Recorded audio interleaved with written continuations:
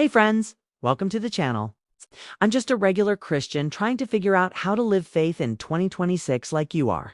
If you've scrolled X or the news this week, you'll see church closures everywhere. Headlines screaming post-Christian America, politicians weaponizing Jesus, endless culture war division. You're probably asking the same question I am. Is Christianity actually fading away for good? Or is God doing something under the surface we can't see yet? Today we're tackling Christians in 2026, revival or decline. With real data, what Scripture actually says, and 3 practical steps you can start today. Stick with me. Let me paint the picture first. The numbers don't look great if you just read headlines. Barna Group and Pew Research both report traditional church attendance dropped another 20 to 30% these last few years. Mega churches that used to pack 5,000 people weekly, many barely hit 2,000 now. Young people, especially Gen Z and young millennials, are walking away faster than any generation before. You've seen the TikToks, "I'm spiritual but not religious. Church hurt me." Christianity's just oppressive rules. Add to that, politics is turning faith toxic. And half the country thinks Christians are judgmental bigots, while the other half thinks we're spineless sellouts. Then there's AI and social media algorithms literally programming our fears daily.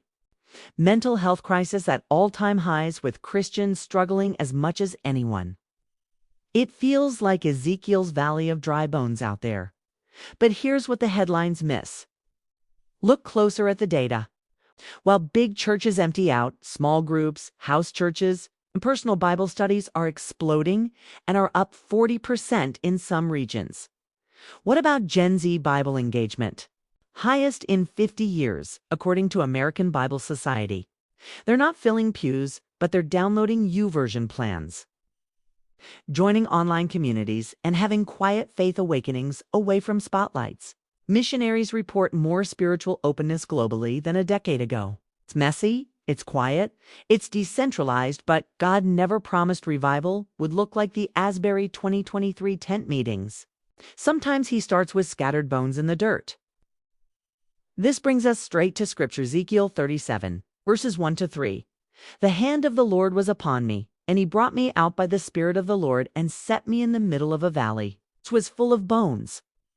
He led me back and forth among them, and I saw a great many bones on the floor of the valley, bones that were very dry. He asked me, 'Son of man, can these bones live?' I said, 'O sovereign Lord, you alone know.'" Pause there. Dry bones everywhere. No life, no movement, no hope. That's 2026 some days. But God didn't stop with the question. He told Ezekiel to prophesy peak life to dead places. By verse 10, breath enters, bones connect, flesh forms, they stand a vast army.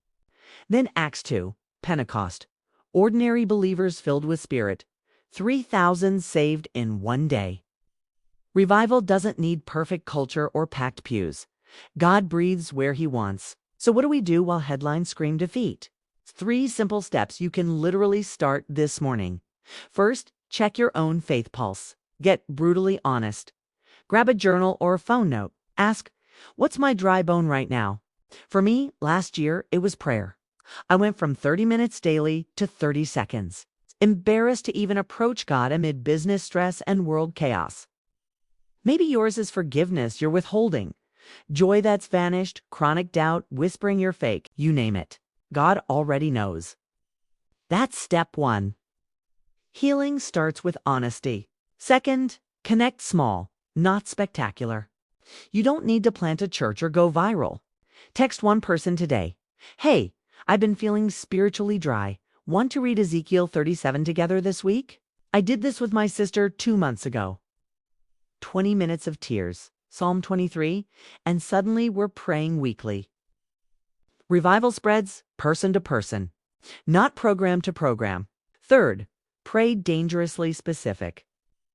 Echo Ezekiel. "Lord, breathe on us."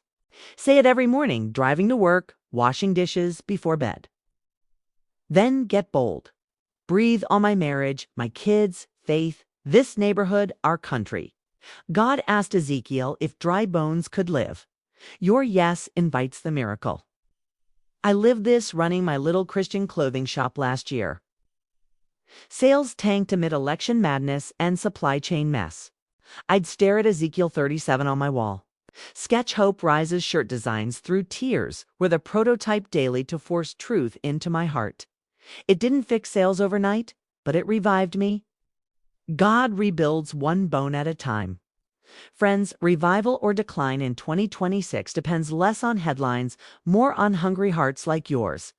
What dry bones are you seeing? Comment below. I do read every one, and I might build the next video around your stories. Hit subscribe for weekly Real Talk Faith tools.